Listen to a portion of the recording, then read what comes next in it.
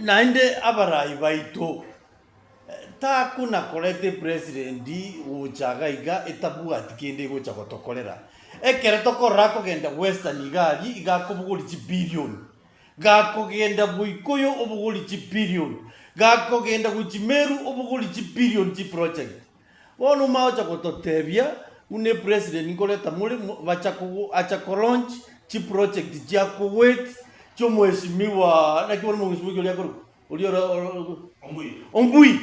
ombui aligete proposal karaka uchibase jikale chibase jinchibwene ti mokolete president chako launch tigatole ti president limo ocha na intune chibase chi saine otoege nduge saine lakini gotolete rabuna 10,000 ye school president chako beko buroso ka kila kibono mokogera twana kwa secretary style kabiri. We want big projects.